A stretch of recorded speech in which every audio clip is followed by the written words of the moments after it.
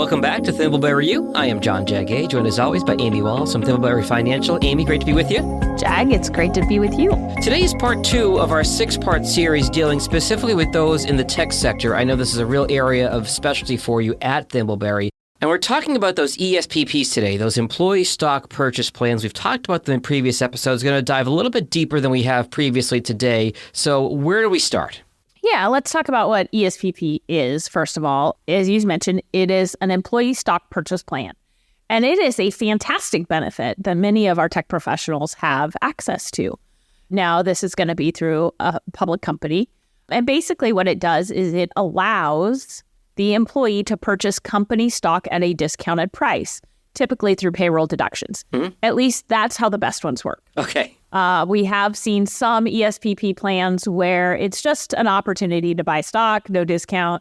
That's really not what we're talking about today. We're talking about the nice ones with a great discount. Glad you made that point of differentiation. Go ahead. The beauty of an employee stock purchase plan lies in its simplicity. As I mentioned, they offer the opportunity to become a shareholder in the company that you work for.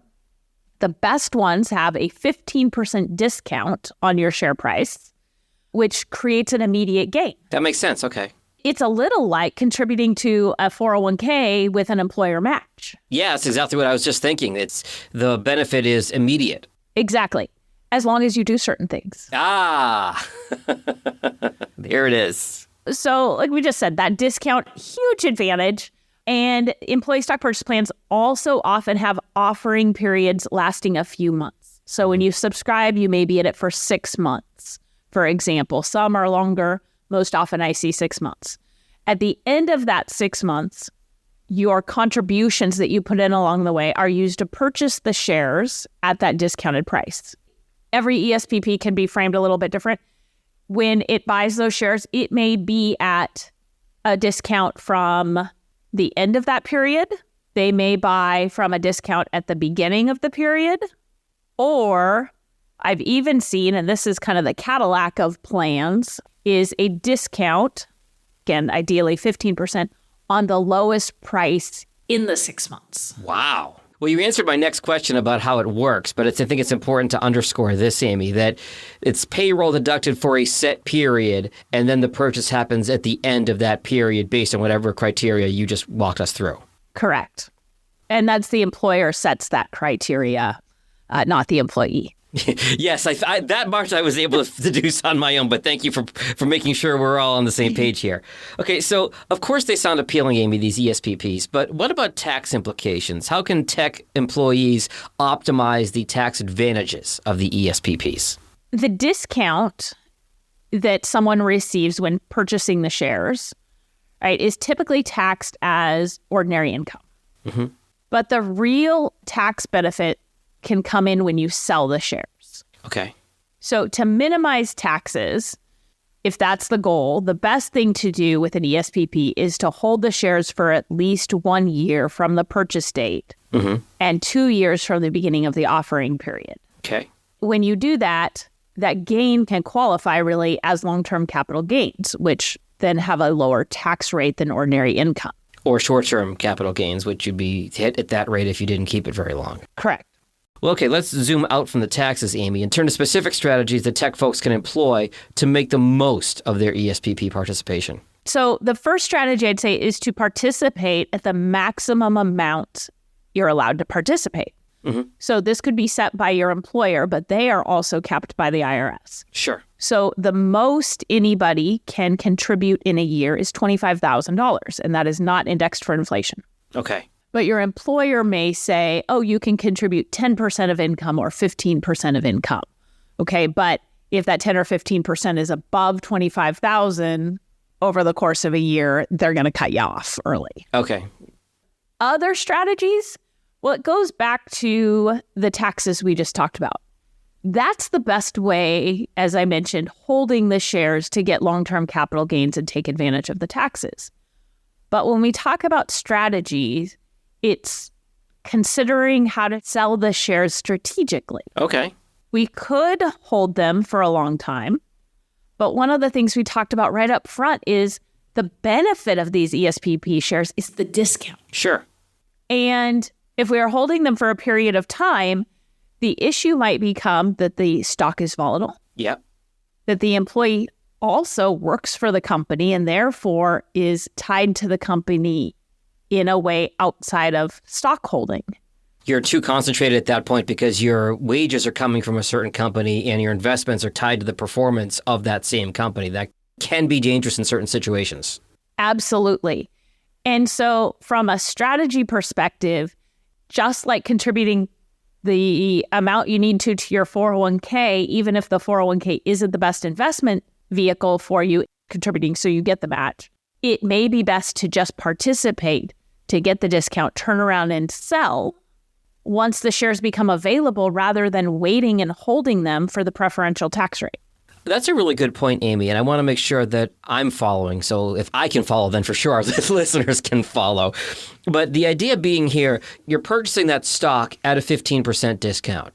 If you hold it long enough for it to be on the long-term gains taxable rate, and the stock price is the same, this is, again, if the stock price is the same as when you purchased it, if you turned around and sold it, you've essentially made a 15% profit because you saved 15% when you purchased it. That's something to consider in certain situations. Do I have that right?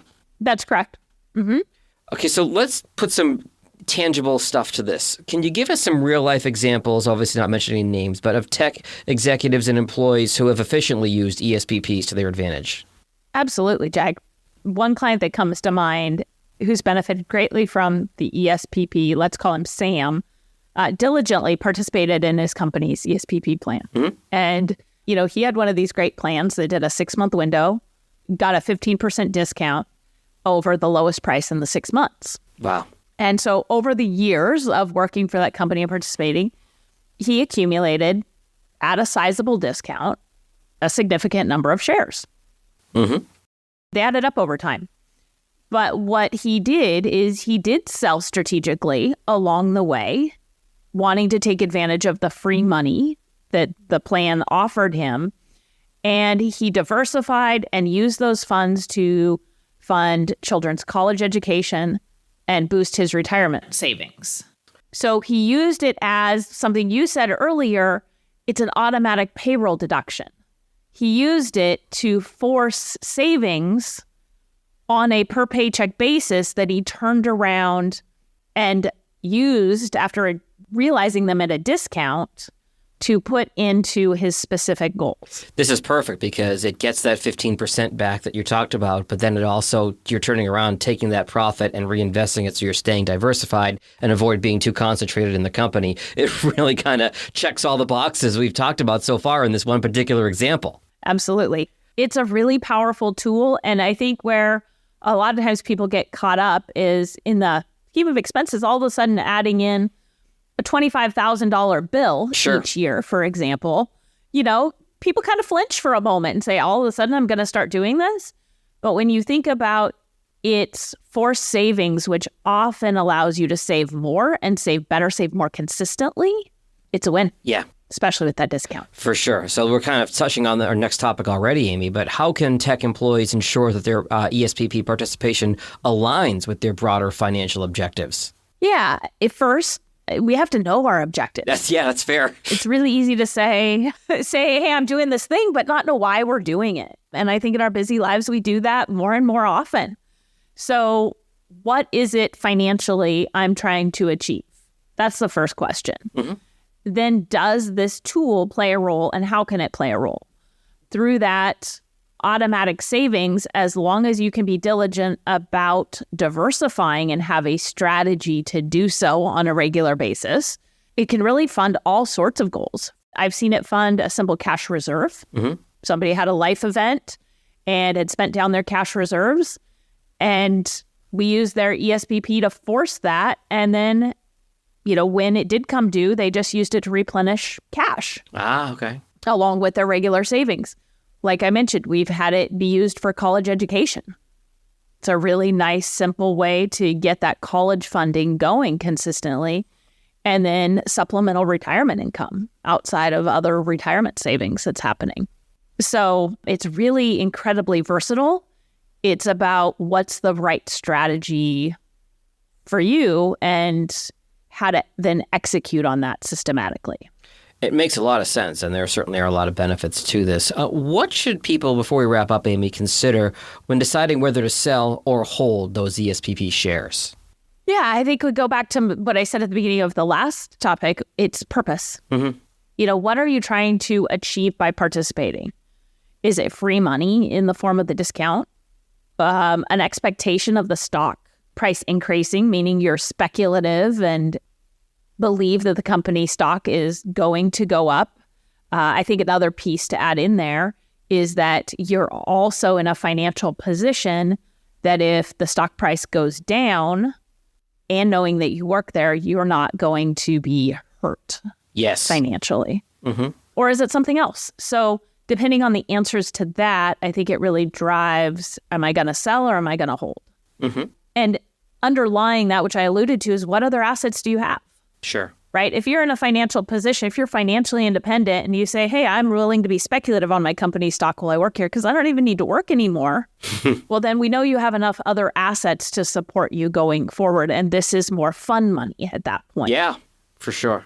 I think another question is how much do you own in other company stock? Meaning not other companies, but of your employer. Yeah. That you're sitting on. And so how bad or how good is your concentration? One question I think is a really powerful question to ask is, and it's not going to be powerful now because we've just talked about all of these things, but a question I like to ask out of the blue is, well, you're considering buying the stock and you're trying to figure out if you should hold it or not. Would you be willing to, right now, would you be willing to take part of the money that lands in your bank account from each paycheck and buy your company stock? Yeah. As a long-term investment? And oftentimes when I ask that question, clients go, no way. That's not something I want to do. Okay, well, right there, we have our answer. Yeah. If you're not willing to do that, then you shouldn't hold your company stock. That is a really powerful point to leave it on, Amy. And this goes back to something we've talked about for 100 some odd episodes at this point, which is really understanding your behavior, the psychology of your investing, the why. Every piece of your financial plan has to have a why. And that's why I love working with you, because you take that into account instead of just, ticking a bunch of boxes or whatever it is. Like, you really get to know your clients. I think that's one of the advantages to working with you at Thimbleberry Financial. If somebody listening wants to come talk to you about their financial future, about ESPPs specifically in this space, or even in general, what are the best ways to find you? They can find us online at thimbleberryfinancial.com or by giving us a call at 503-610-6510. Good stuff, Amy. We'll talk again in a couple weeks. Sounds great, Jag. Look forward to it. Securities offered through registered representatives of Cambridge Investment Research, Inc., a broker-dealer member FINRA SIPC. Advisory services through Cambridge Investment Research Advisors, Inc., a registered investment advisor. Cambridge and Thimbleberry Financial are not affiliated. Discussions in this show should not be construed as specific recommendations or investment advice. Always consult with your investment professional before making important investment decisions.